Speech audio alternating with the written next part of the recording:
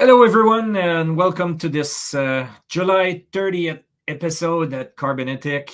Always a pleasure to meet Brent Tolmie, our CEO. Hi, Brent. How are you? Doing well, thank you. How are you?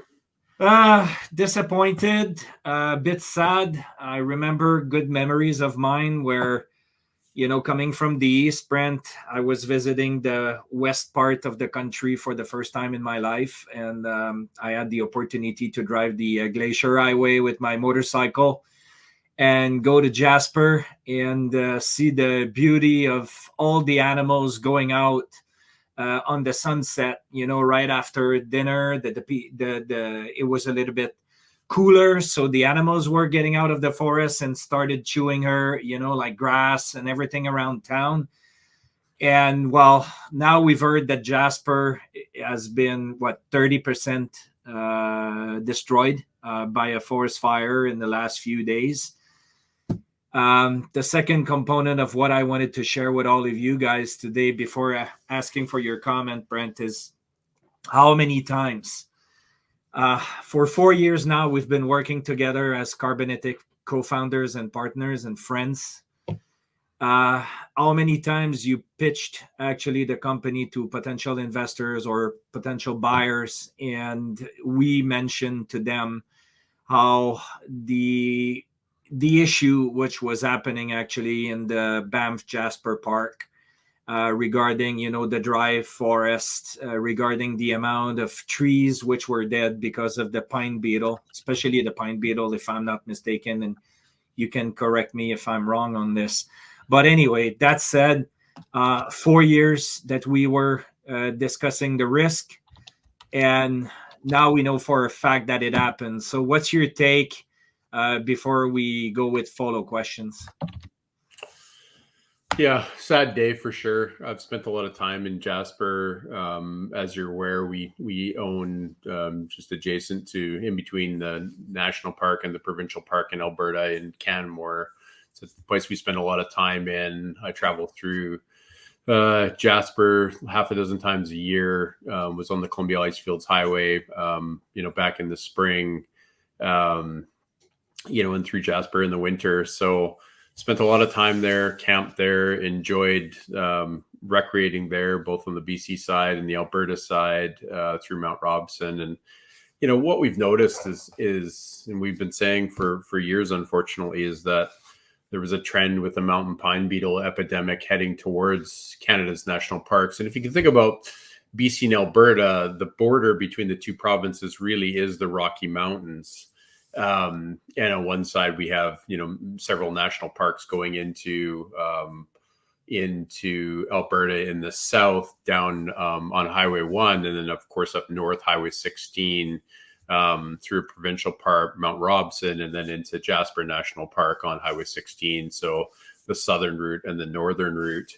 And that whole area is called the Mountain Parks Division, and it was run by the current CEO of Parks Canada, Ron Hallman, who's sort of trying to dodge a bullet here and not take responsibility for what happened, despite the fact that he was, the operational chief for a number of years for the Mountain Parks Division. He would have been responsible for strategy, for mitigation, for those types of things. And he's really saying that instead of viewing Jasper as a disaster, that we should view it as a success that they managed to save 70% of the town. So it's sad when senior bureaucrats and politicians are not owning up to their responsibility, saying, hey, we could have done different/better. Yeah, and it's infuriating knowing that in Canada, as well as a citizen, we're paying a carbon tax, right? We're paying a carbon tax in British Columbia. We're paying a carbon tax in most provinces of Canada. So you assume that that money will be delivered actually to support the environment and, support the fact that, yes, the climate is changing. And, we don't really see physical results, being applied, knowing now that through the investigation, which is going out in the media, is that the lack of forest management is the responsibility, while the politicians are keep playing the climate change card, right? But it's pretty obvious. The other question I wanted to, so I read a lot in the last few days because I'm curious, and of course we are forest managers, so I want to understand a little bit better about what can be done there. So what I've heard is that Parks Canada have their own forest fighting services, Brent. Is that correct? So they have their own team, to go first if there's a fire happening in within the park. They definitely coordinate the activities. How many frontline workers or forced firefighters that they have in their tool belt is unknown to me at this point in time. But this is the case across Canada and North America, where we get a fire of significance, we have to call on resources from other places. So BC Wildfire Services has a number of direct employees, and they employ contractor crews from private organizations in BC. A lot of forest engineering firms have firefighting crews. Very good friends with people who fight fire. I've been seconded into fires as a logger in my past career. And then when things get really out of control, then they'll pull in resources through a national strategy from other countries, including Australia and California, other provinces like Ontario. If they're not having as much of a fire season, they'll pull in resources from other places, South America. And so the strategy is led by Parks Canada in terms of the actual firefighting, as well as be coordinated with the town of Jasper, who would have its own folks in their fire department, and being what we call an interface town, which means that we're surrounded by forest, we're interfacing with the forest. They would have a pretty good handle on what to do with wildfires. There'd be a lot of training, not just on what we call structures protection, which is houses, hospitals, bridges, any key infrastructure that we want to protect, but they would also be well equipped to fight wildland fires in that sense. Yeah, so not everything is negative. Of course, it's been a critical issue, but also some plans, how to react and evacuate the town has been put in place, and that actually went well, right? So we have to give the benefit on that. No life has been lost regarding the fire itself. So, and everybody, travels south, or they got out to go on the BC side of things, which was a positive thing. At least we haven't lost any human lives.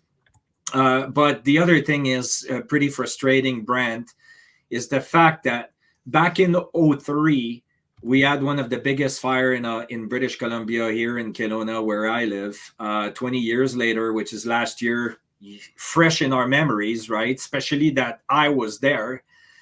We witnessed one of the critical fire here on West Kelowna side, where everything was burning for days, and some infrastructures has been lost. And since then, what do we have tangible, to say that some changes has been done? More water bombers has been bought by the government, or any other, kind of equipment, drones, safety operations, to follow up, to look at the potential sparks in the forest. Have we heard any of resources development which has been put in place since last year? Knowing that it's two different provinces, don't get me wrong. Mm-hmm. I get that. But at the end of the day, we must look at what happened in the past and investigate and try to find ways to mitigate the future. And I don't see any path being put in place. I haven't seen anything. Maybe you did, but I haven't seen any positive news coming out of the fact, yes, we had issues in West Kelowna last year. Here's what we want to do to prevent. I haven't seen anything happen since. Have you?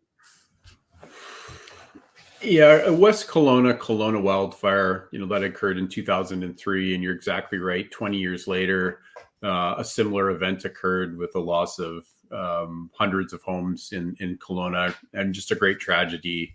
Along with that was the Barrier Wildfire Complex that wiped out mills, people's livelihoods, burned down homes in the Thompson Valley, the McClure fire as well, and we remember all these things. In 2003, the British Columbia government commissioned reports, often referred to as the Filman Report, who is the author, and in the report it stated recommendations as to how we're going to deal with this, the new normal of things being hotter, things being drier. And again, say what you want about climate change, but what we can say is that the Earth has been hotter in history and the Earth has been cooler, and we're going into a heating zone. We're going into a heating trend where the ambient temperature is rising, and that's causing issues with forests. They're drier than they have been in the past, at least the past recent history. And of course, we have the mountain pine beetle. And, forest renewal, wildfire is a very natural part of the world. But if we're going to build houses and live in and amongst the trees, then we have to have a cohesive strategy. And when the Philman report comes out and virtually none of those actions are taking place, and people along the way in 2017 and 2015 and 2020 and 2022 are saying, hey, we got to take this stuff seriously. It's not good out there. And then governments, whether it's municipal, provincial, federal, fail to act, or organizations that are quasi-government like BC Parks, like National Parks or Parks Canada, Alberta Parks, if they don't do anything, then this is the result. And I think that the tremendously sad thing about Jasper is that there were some mitigation efforts, but there's a failure at a national level to recognize the scope of the problem. That we're living in a world where temperatures are hotter, the mean annual increment temperatures are just warmer than they used to be. There's less moisture in the summer. Some of our winters haven't been as wet as possible. Snowpacks are down. All these things are just pointing towards the fact that our sense of normal has to move.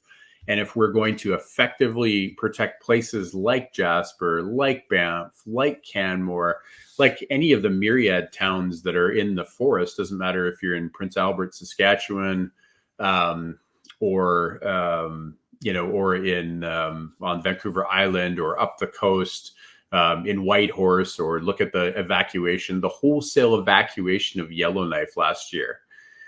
Because of the interface issues with forestry, we have to do things different / better. And in my opinion, losing 30% of a town when you know what the issue is not a place for Ron Hallman and his ilk at Parks Canada and Minister Guilbeault to take a victory lap and say, well, it's great, we saved 70% of the town and we saved lives. Now, on the flip side, we had a catastrophic fire that was fast moving and created its own weather system. Guess what? How do we defend against those? A lot of times you can't, because they burn so intense, so hot, that they create what we'd like to call a firestorm. They're creating its own weather pattern. It's developing its own wind, and it's voraciously consuming fuel. Key point being fuel. It had unlimited fuel. The fire breaks at Parks Canada so eloquently crafted that no one could see the effects of. The prescribed burns that they'd done, the little bit of resource logging that they'd done to clean up the park, was far and away too little and too late. And so we had an absolute glut of fuel available for that fire to consume. And of course, we see the result. So sure, we get a sense that all things considered, went fairly well in Jasper. But those of us who understand tree science and wildfire science can sit here and be critical and say, It was not a good strategy. It was not carefully considered. And it absolutely resulted in what's going to be $1 billion worth of losses.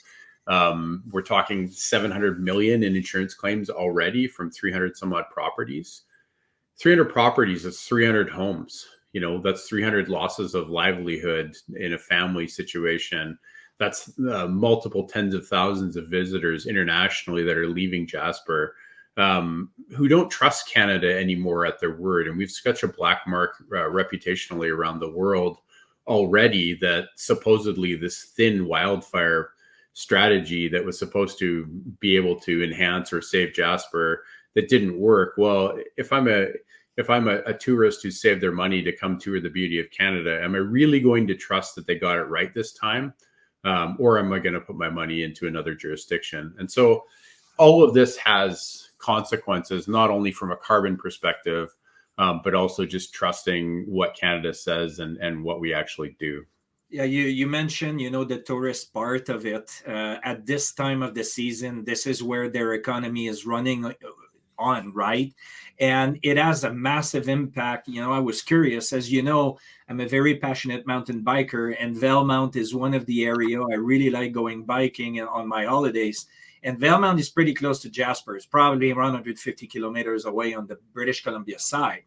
And I was reading posts regarding their community. They're in dire of nobody is renting hotel rooms right now. The campgrounds are empty because a lot of tourists said, you know what, there's an issue there. Let's not go, right?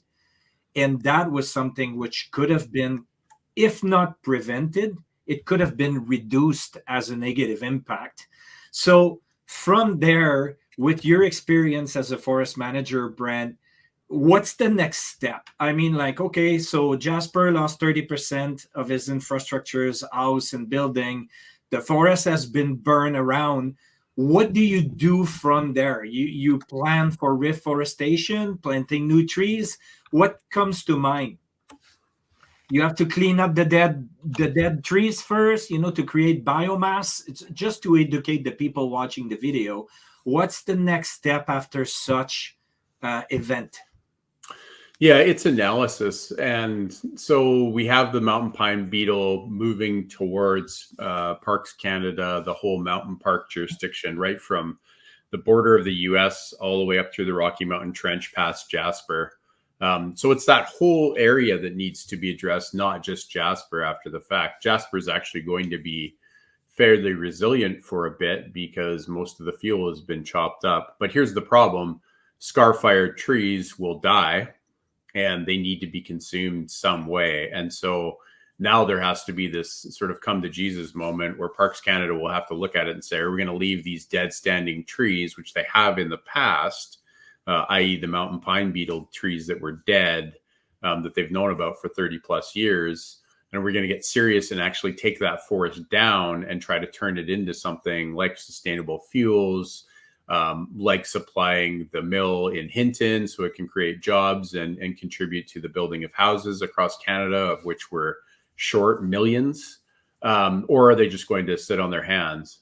So we can't speak to what Parks Canada is going to do, what Minister Guilbeault and the Trudeau government is going to do, what Alberta Premier Daniel Smith is going to push and lobby for. We can't speak to that because we just don't know at this point.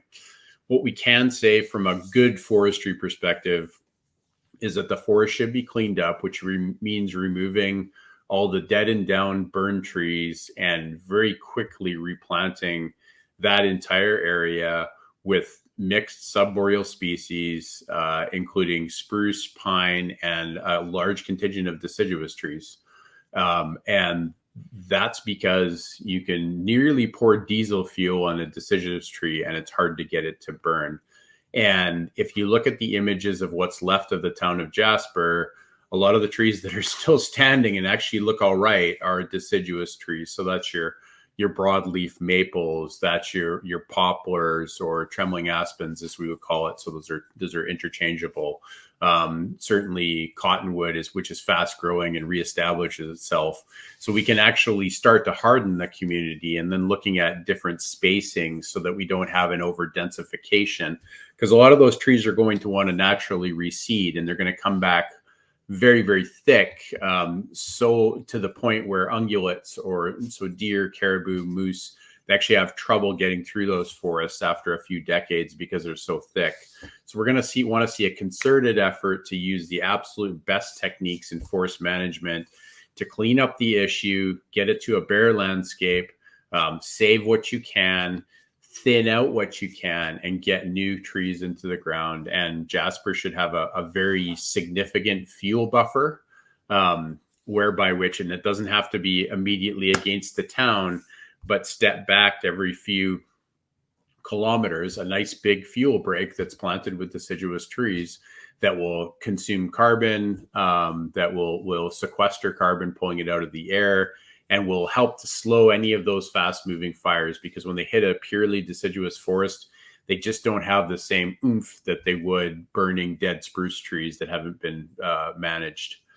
So that's what I would do immediately around the town site, and what we would recommend and what good forest science would recommend.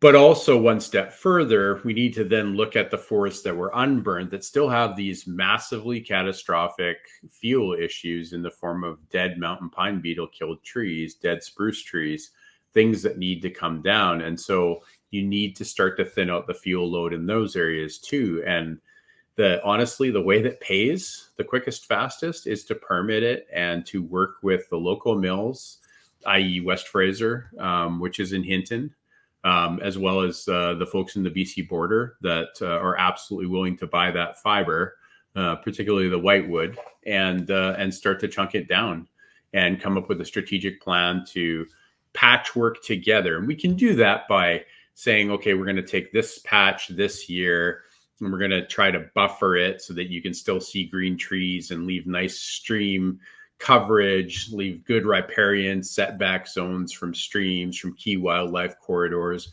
But we're going to go after the bad areas, and then we're just going to continue to replant that. And Parks Canada can lead the way in restoration and really show a different side of things.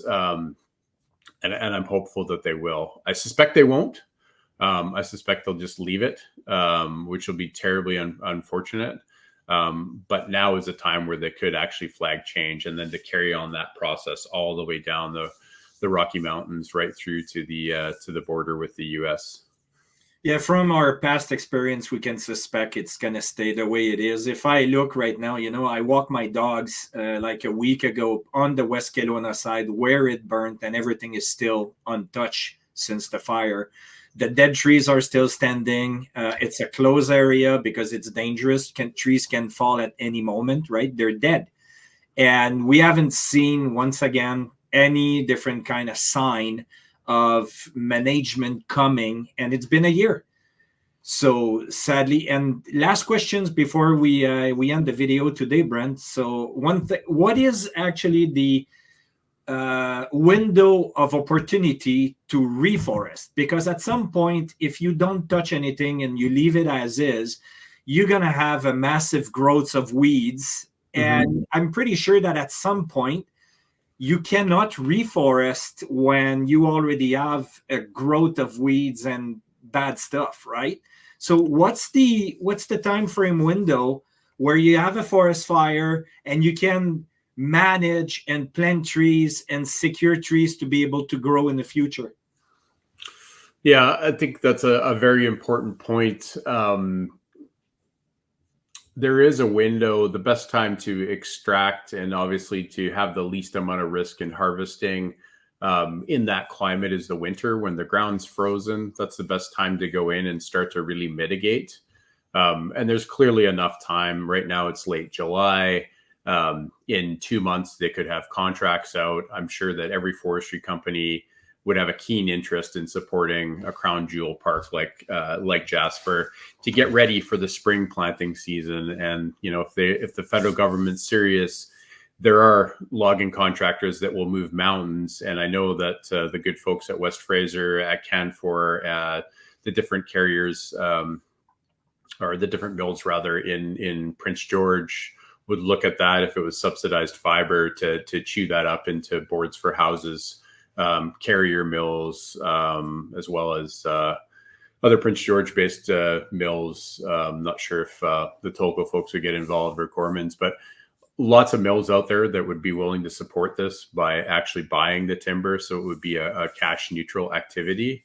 So Parks Canada could actually do this relatively quickly, and if they wanted to move heaven and earth, and this would fit into the Trudeau government strategy of planting 2 billion trees. Well, why not replant Jasper and show the world our commitment? But you're right. There is a certain point in time where if you don't get a tree in the ground quick enough, then new seedlings can be choked up by weeds, and especially when we're fighting invasive species, the best way to defend against that is to get a young, healthy, vibrant forest growing again.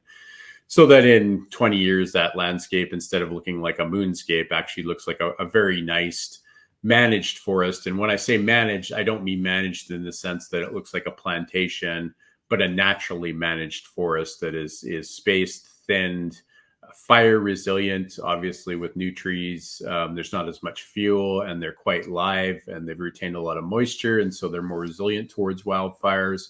with that broadleaf deciduous mix, we could have something really special and use the very best in fertilizer science, some of the mycorrhizal fungi research that's being done by laboratories not all that far away in Alberta. I'm sure they would love to get involved in seedlings coatings to help stimulate the growth and to retain more moisture. The folks that we've met who are able to plant trees at scale using seeding techniques from drones, Flash Forest to name a good Canadian company that we know. They're working with TELUS, which is great. TELUS has a tree planting company called Shakti. They're interested in doing projects like this. So there's a lot of us that want to come together and help support. We're of course willing to go out and do analysis and really make recommendations based on what we know from carbon science. So there's a lot of people who would love to help. And just one point I want to jump back to, which I think is key, is that there are leaders in forestry firefighting technologies based in Canada. I think Conair, based at the Abbotsford Airport, close to where I live, is certainly committed to manufacturing high quality and deploying aircraft, for wildfire techniques. And on Vancouver Island, we actually have one of the, I would say, world leaders in firefighting. And one of the tragedies is that they will not work for BC Wildfire. And so BC having 63 million hectares of trees, nearly the whole province covered, of 1 million square kilometers or nearly 1 million square kilometers, we're talking about close to 70% of that is covered in trees. And Coulson Aviation just will not work for the BC government, yet they're working on a $400 million contract down in Australia, for instance, where they're supplying the wildfire management, where we have companies who are now taking a victory lap saying, we're using night vision goggles because it's actually easier to fight fires at night. Coulson's been doing that since 2009. So there's clearly a disconnect between some of the wildfire services and some of the people who are developing some of the best technology. And of course, you and I have all seen the complaints on the Facebooks and the Instagrams of the world where folks are pointing out, hey, we're sending billions of dollars to support the conflict in Ukraine, which again, I'm apolitical. That's not for me to say. But we could have invested in some very modern firefighting jet aircraft like the Coulsons have, or the conventional Canadair, the 412s that we see, this tanker water bombers that are pretty effective, or large scale helicopters, that we see. But so there's a lot of innovation out there. There's a lot of neat things going on. Of course, I like to point to Coulson's because they're close to the forest industry, and I think they're a BC success story. But we just need to leverage more of this equipment, and we need to think different / better to adjust to the new normal. And our hope is that we can prevent more of these fires. It's part of our mission on the projects that we work on. So the Deniké-Kusan, the SIA project, the Dees Liard project, the North Liard project. Catastrophic wildfires are just not being dealt with effectively by government. And that's why we're so passionate and so curious about what's happening and why strategy and position matters. We have to take an approach that will lead to a positive outcome, which means that our boreal forest can continue to grow, can continue to sequester carbon. That obviously doesn't mean no fire. But that if we can help to get on a fire faster, to keep it from becoming a 50,000 hectare wildfire and continue it at 5 or 500 even, we have a say. And that's why we invest in technology like drones. That's why we have FLIR cameras where if there's lightning detected, we can actually go out and catalog those fires. That's why we're interested in the technology that TELUS and Rogers are cooperating on, and why we know about smoke detecting sensors like from SenseNet, another BC company that's up and coming. So we're pulling all these things together because we're really just passionate about preserving Canada's positive sequestering trees. And when we know when they die, you have to do something with them. and you only have a certain amount of time before you get another West Kelowna, before you get another Jasper, before you get another Fort Nelson, before you get another Fort McMurray, before you get another Lytton. And I can just keep on going on and on and on.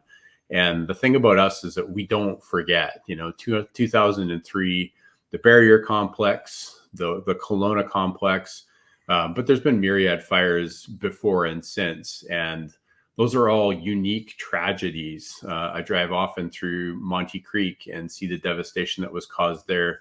A lot of those properties are still not rebuilt because people just didn't have the insurance to rebuild them.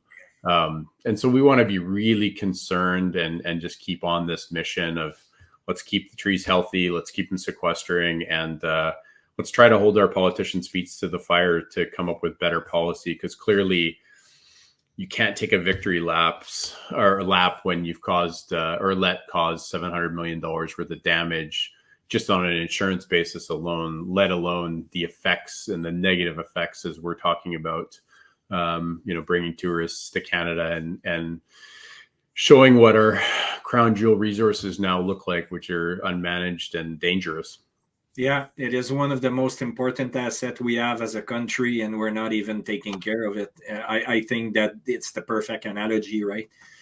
So that said, Brent, thanks again for sharing your experience and knowledge. It's really appreciated. Hopefully that we'll have greater news, to announce in the future, and not talk as much as about forest fires.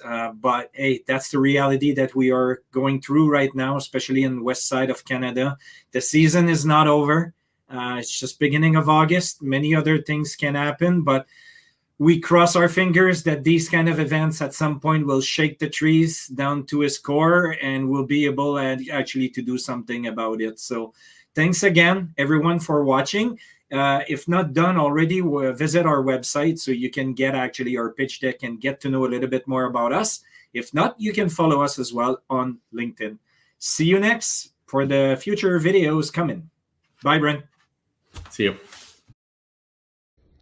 Thank you for watching this video. If you care about the forest as much as we do, please subscribe to our different channels and stay put for the next one.